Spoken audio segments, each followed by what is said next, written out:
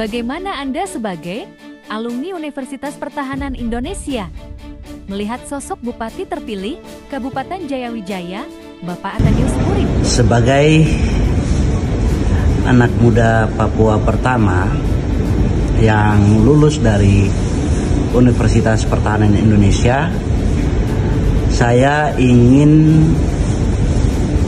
mengatakan bahwa ada 3 tantangan yang kita hadapi. Pertama, sebagai orang asli Papua, kita menghadapi tantangan marginalisasi di atas negeri kita sendiri.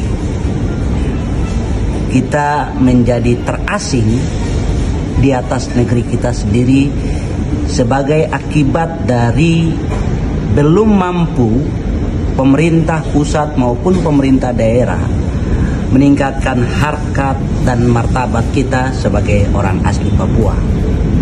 Kemampuan kita untuk mengakses pendidikan itu menjadi atau belum maksimal sebagai akibat kebijakan yang belum mampu menyentuh orang asli Papua.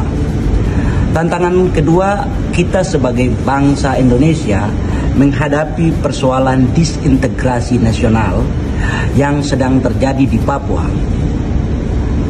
Marginalisasi yang dialami orang Papua mengakibatkan letupan kekecewaan, protes kepada negara Indonesia. Inilah yang menjadi pemicu persoalan disintegrasi nasional yang sedang terjadi di Papua. Tantangan ketiga pada aspek geostrategi dan geopolitik di Pasifik Selatan.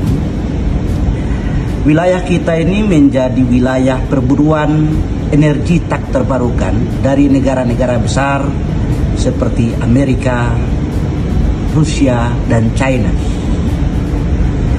Perang yang sedang berlangsung di Eropa, di Timur Tengah, berangsur-angsur akan masuk ke wilayah Pasifik Selatan untuk memperebutkan energi tak terbarukan. Karena itulah dibutuhkan kepemimpinan yang baik, kepemimpinan yang kuat. Ada pepatah bijak mengatakan, segalanya jatuh bangun karena kepemimpinan.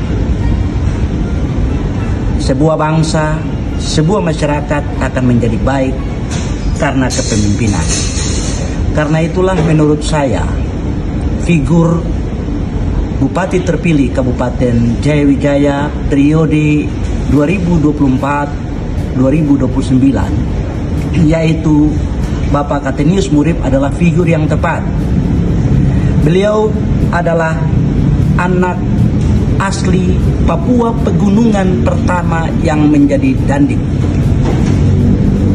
Karena itu beliau tentu mengerti, memahami bagaimana persoalan disintegrasi yang sedang terjadi di Papua dapat diselesaikan dengan cara yang bermartabat.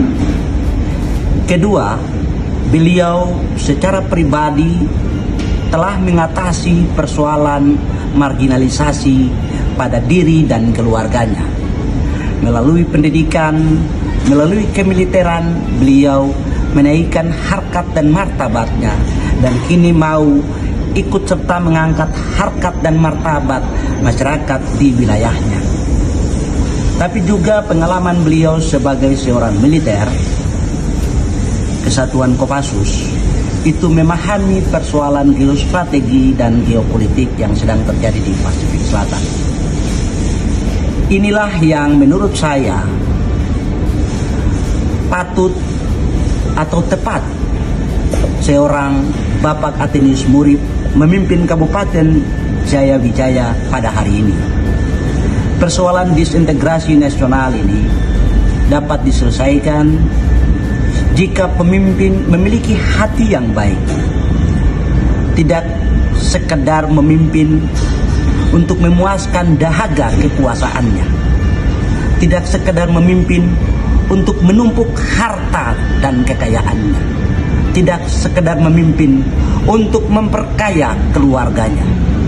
tetapi memimpin untuk menjadi berkat bagi sesama orang asli Papua, mampu mengangkat harkat martabat mereka supaya persoalan marginalisasi ini selesai.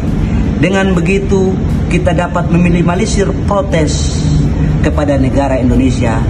Pada akhirnya harkat dan martabat yang telah naik dapat membuat orang Papua siap menghadapi kontestasi geopolitik dan geostrategi yang sedang terjadi di Pasifik Selatan. Semoga kepemimpinan Bapak Athenius Murib dapat menjadi berkat, dapat menjadi teladan bagi kepala daerah di seluruh tanah Papua, tapi juga bisa menjadi inspirasi bagi anak-anak muda Papua yang akan memimpin Papua 5, 10, 15 tahun ke depan. Tuhan memberkati Papua, Tuhan memberkati Jaya Wijaya.